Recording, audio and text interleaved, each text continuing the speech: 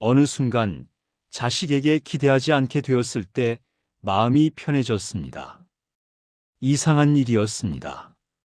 평생 자식을 위해 살았고 자식이 잘 되기만을 바랐는데 기대를 내려놓자 오히려 마음이 가벼워졌으니까요. 여러분은 어떠신가요? 혹시 이런 질문을 스스로에게 해보신 적 있으신가요? 나는 왜 자식에게 이토록 많은 걸 바라고 있었을까? 언제부터 내 행복이 자식의 행복에 매여 있게 되었을까? 오늘은 그 이야기를 해보려 합니다. 조금은 무거울 수도 있지만 끝까지 들어주신다면 마음 한편이 조금은 가벼워질 거라 믿습니다. 우리는 자식을 키우면서 참 많은 것을 포기했습니다. 내가 먹고 싶은 것, 입고 싶은 것, 하고 싶었던 일들, 그 모든 걸 뒤로 미루고 자식에게 먼저 주었습니다. 그게 부모의 도리라 생각하고 그렇게 사는 걸 당연히 여겼습니다. 한 끼 식사를 준비하면서도 아이가 좋아할 만한 반찬을 먼저 생각했고 옷 한 벌을 사더라도 내 것보다 아이 것을 먼저 샀습니다. 밤늦게까지 공부하는 아이 곁을 지키며 졸음을 참았고 학교 가는 아이의 뒷모습을 보며 하루를 시작했습니다. 그렇게 우리는 부모라는 이름으로 살아왔습니다. 그런데 어느 순간부터였을까요? 자식이 조금씩 멀어지기 시작했습니다. 마음의 거리도 점점 멀어지는 것 같았습니다. 전화는 점점 뜸해졌고 만남도 자주 이루어지지 않았습니다. 명절에 잠깐 들렀다가 바쁘다며 서둘러 돌아가는 뒷모습을 보면서 우리는 남겨진 집안에서 텅 빈 마음을 느꼈습니다. 내가 뭘 잘못한 걸까? 어디서부터 잘못된 걸까? 이런 질문들이 밤마다 떠올랐습니다. 그리고 자책했습니다. 더 잘해줄 걸, 더 이해해줄 걸 하지만 돌아오는 건 침묵뿐이었습니다. 어쩌면 우리는 자식을 키우면서 하나의 그림을 그려왔는지도 모릅니다. 내가 이렇게 키우면 자식은 이렇게 자랄 거라는 그림. 내가 이만큼 희생하면 자식은 나를 이만큼 사랑해 줄 거라는 기대. 그 기대는 너무나 자연스러운 것이었습니다. 누가 가르쳐 준 것도 아닌데 우리는 그렇게 믿었습니다. 부모가 자식에게 최선을 다하면 자식도 부모에게 효도할 것이다. 내가 준 만큼 돌려받을 것이다. 하지만 현실은 달랐습니다. 자식은 자식의 인생을 살았고 우리가 바라던 모습과는 조금씩 달라졌습니다.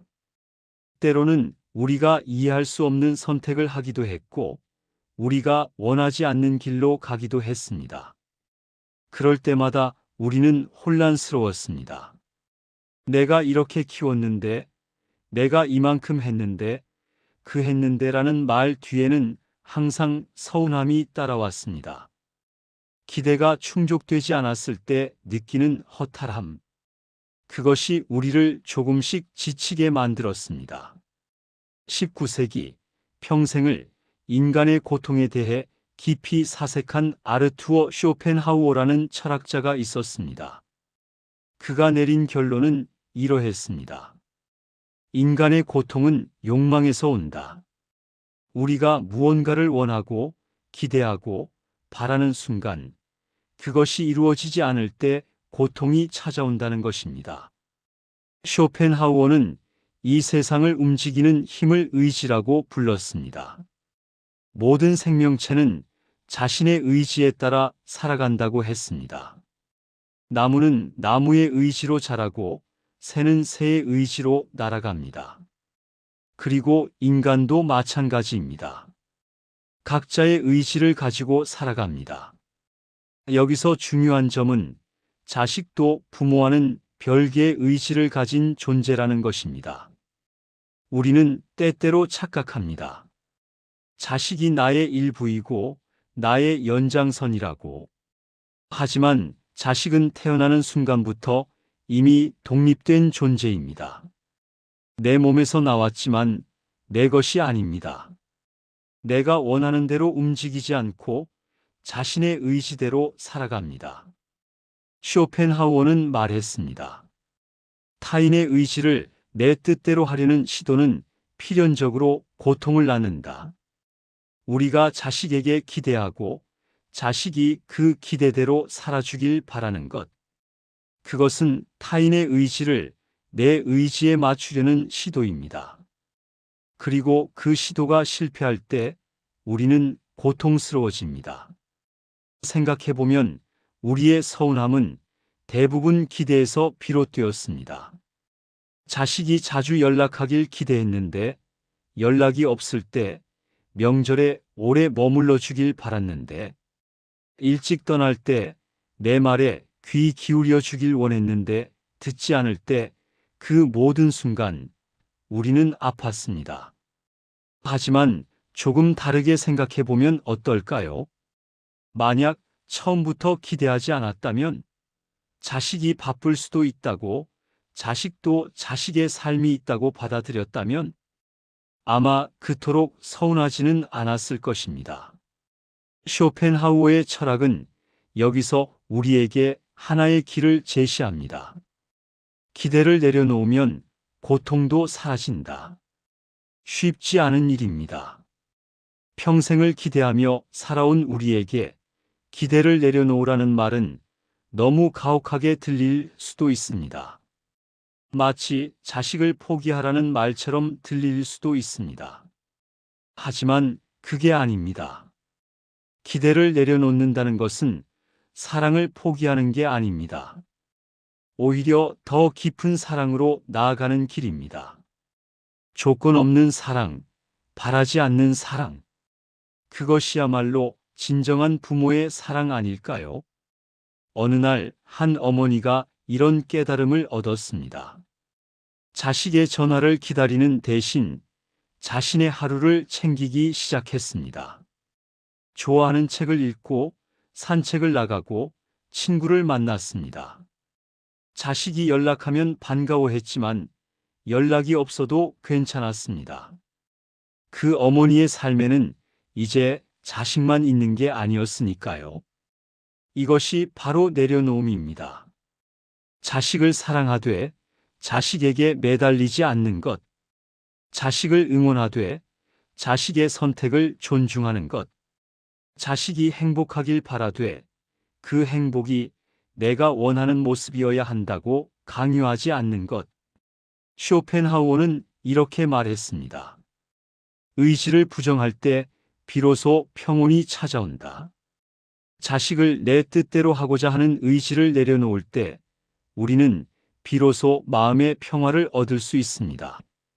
많은 부모들이 자책합니다. 내가 잘못 키운 건 아닐까?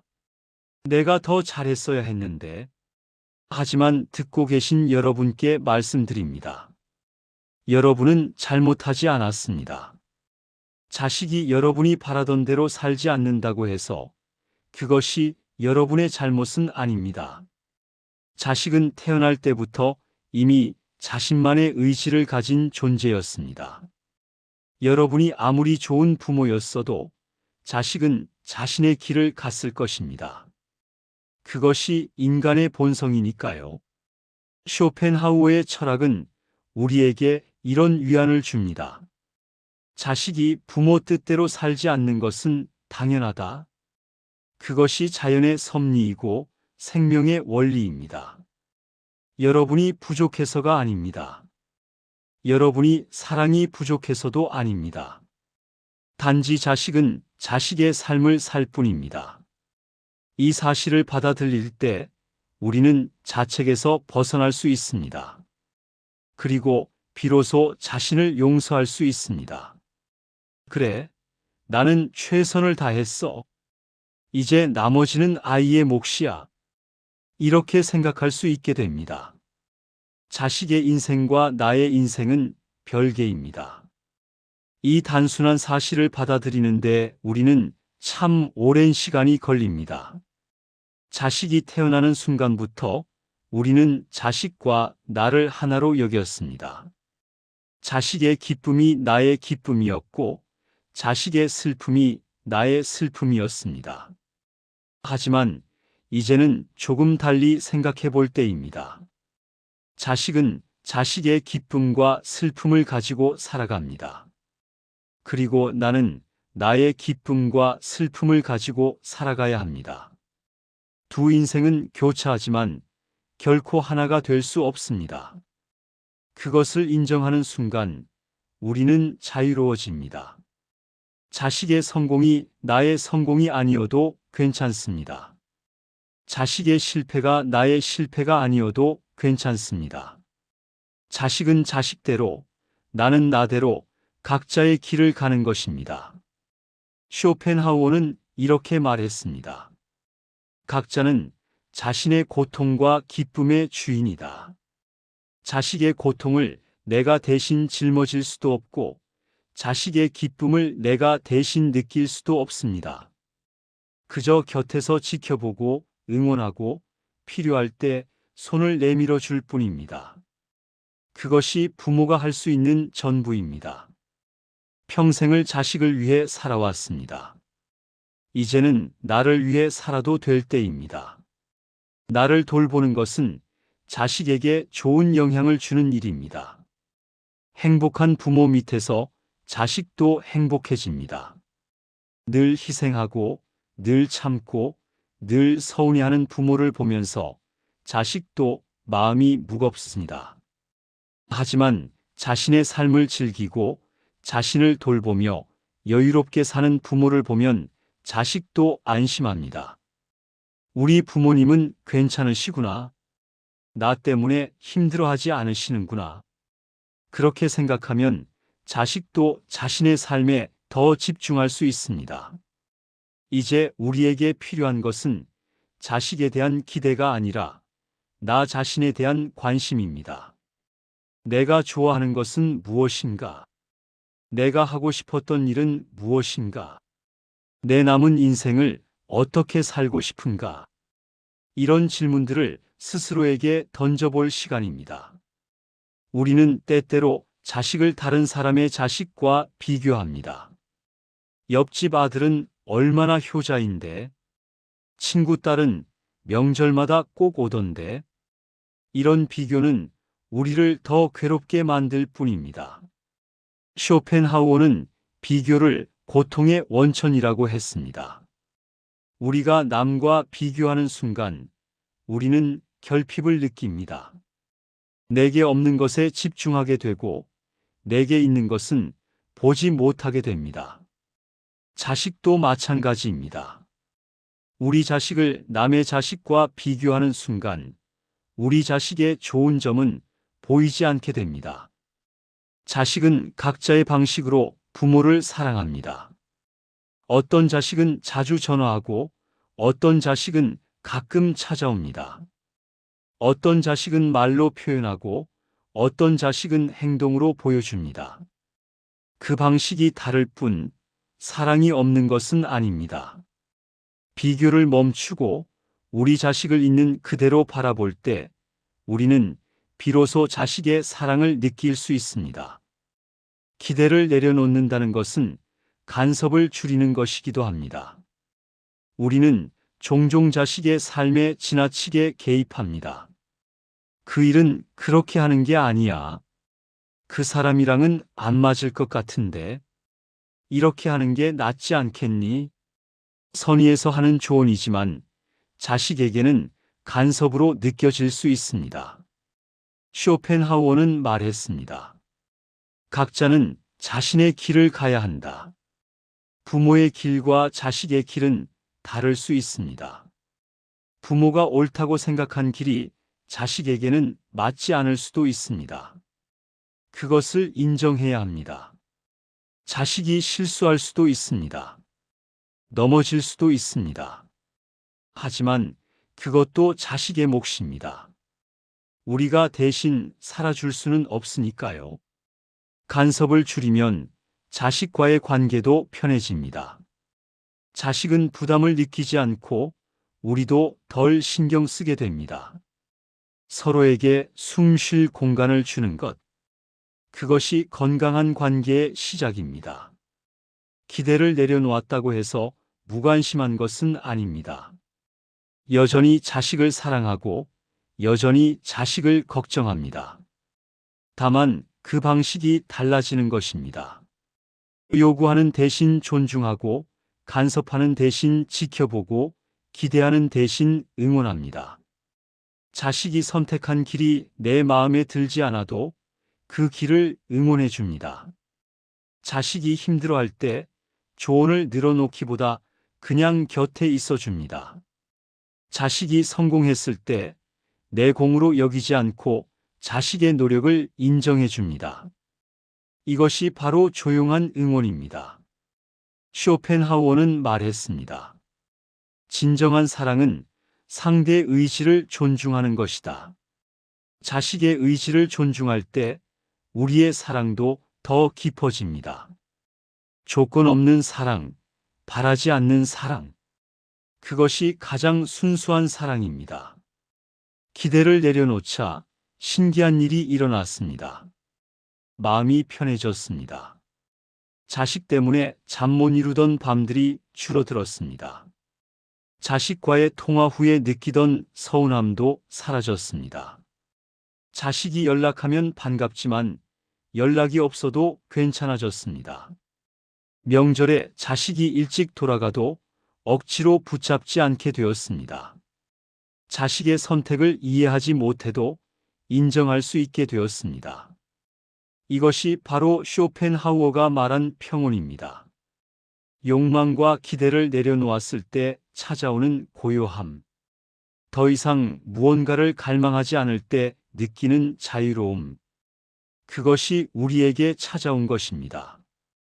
어쩌면 이것이 노년기에 우리가 얻어야 할 가장 큰 지혜인지도 모릅니다. 집착을 놓아주고 평온을 받아들이는 것. 기대를 내려놓자 자식과의 관계도 달라졌습니다. 더 편안해졌습니다. 더 솔직해졌습니다. 서로에게 부담을 주지 않게 되었습니다. 자식도 느낍니다. 부모님이 달라지셨다. 예전처럼 요구하지 않으신다. 편하게 대할 수 있게 되었다. 그러면서 자식도 조금씩 다가옵니다. 의무가 아니라 진심으로, 부담이 아니라 자발적으로. 어쩌면 우리가 물러섰기에 자식이 다가올 공간이 생긴 것인지도 모릅니다. 쇼펜하우어의 고슴도치 딜레마라는 이야기가 있습니다. 추운 겨울, 고슴도치들이 따뜻함을 위해 서로 가까이 다가갑니다. 하지만 너무 가까워지면 서로의 가시에 찔려 아픕니다. 그래서 적당한 거리를 유지하게 됩니다. 부모와 자식의 관계도 마찬가지입니다. 너무 가까우면 서로 상처를 주게 됩니다. 적당한 거리가 필요합니다. 그 거리 속에서 서로를 존중하고 그리워하고 사랑할 수 있습니다. 기대를 내려놓자 내 인생이 다시 보이기 시작했습니다. 자식에게 쏟았던 에너지를 이제 나에게 쏟을 수 있게 되었습니다. 오랫동안 미뤄두었던 책을 읽기 시작했습니다. 친구들과의 만남도 잦아졌습니다. 새로운 취미도 시작했습니다. 산책을 나가면서 계절의 변화를 느끼고 꽃을 보며 감탄하고 새소리에 귀 기울입니다. 자식 생각에 하루를 시작하던 예전과 달리 이제는 오늘 내가 무엇을 할지를 생각하며 하루를 시작합니다. 이것이 바로 내 인생을 되찾는다는 의미입니다. 쇼펜하우어는 말했습니다. 자신의 내면에서 평화를 찾아야 한다. 타인에게서, 자식에게서 행복을 찾으려 하지 말고 나 자신 안에서 평화를 찾아야 한다고 했습니다. 그것이 진정한 지혜입니다. 나이가 든다는 것은 어쩌면 이런 깨달음을 얻기 위한 과정인지도 모릅니다. 젊었을 때는 몰랐던 것들을 이제야 알게 되는 것. 집착이 고통을 낳는다는 것. 기대가 서운함을 만든다는 것. 내려놓아야 자유로워진다는 것. 이 모든 것을 배우는데 우리는 평생이 걸렸습니다. 하지만 늦지 않았습니다. 지금이라도 깨달았다면 그것만으로도 충분합니다.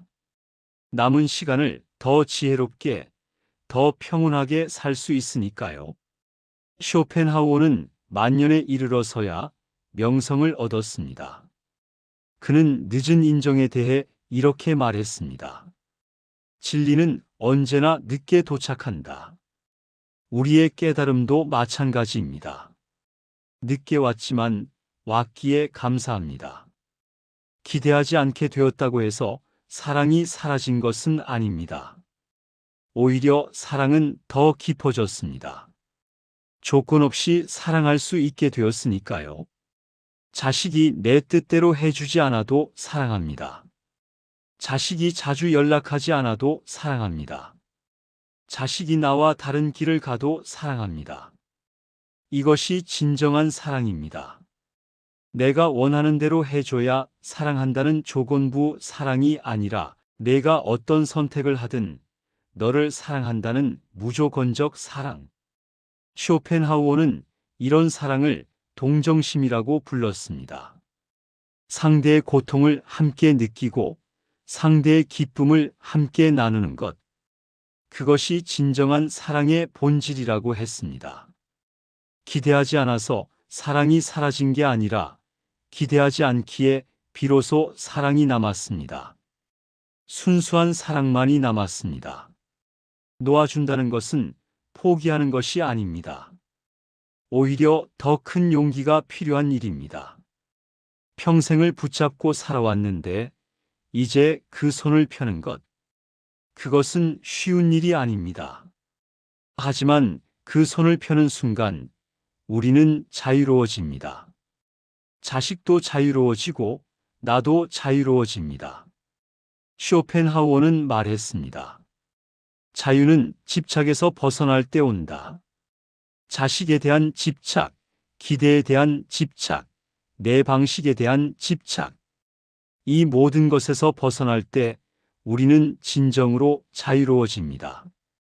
그리고 그 자유 속에서 우리는 평화를 발견합니다. 우리에게 남은 시간이 얼마나 될까요? 10년? 20년?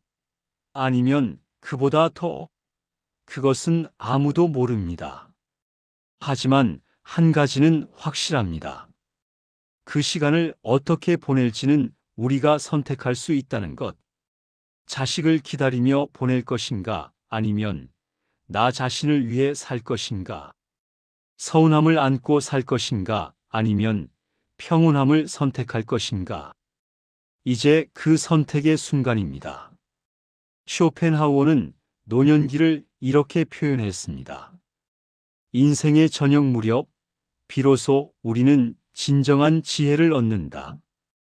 젊었을 때는 욕망에 끌려다녔지만 나이가 들면서 우리는 조금씩 그 욕망에서 자유로워집니다. 그리고 그 자유 속에서 진정한 평화를 발견합니다. 이것이 바로 노년기가 우리에게 주는 선물입니다. 기대를 내려놓자 작은 것들이 보이기 시작했습니다. 늘 자식 걱정에, 미래 걱정에, 불안에 사로잡혀 있었으니까요. 하지만 이제는 다릅니다. 지금 이 순간에 집중할 수 있게 되었습니다. 쇼펜하우어는 말했습니다. 행복은 멀리 있지 않다. 바로 지금 이 순간에 있다. 우리는 너무 오랫동안 미래의 행복을 기다렸습니다. 자식이 성공하면, 자식이 효도하면 그때 행복할 거라고 생각했습니다. 하지만 행복은 미래에 있지 않았습니다. 바로 지금 이 순간에 있었습니다. 혼자 있는 시간이 많아졌습니다. 예전 같으면 외로움으로 느껴졌을 텐데 이제는 다릅니다. 혼자 있는 시간이 소중하게 느껴집니다. 아무에게도 신경 쓰지 않고 나만의 생각에 잠길 수 있는 시간. 좋아하는 음악을 듣고 좋아하는 책을 읽고 그냥 멍하니 창밖을 바라볼 수 있는 시간. 이것이 바로 나만의 시간입니다. 쇼펜하우어는 고독을 두려워하지 않았습니다.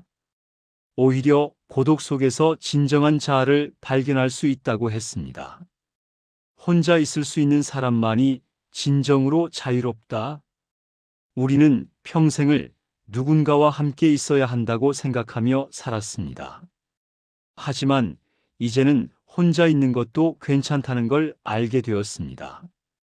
혼자여도 충분합니다. 혼자여도 행복할 수 있습니다. 기대를 내려놓자 감사한 것들이 보이기 시작했습니다.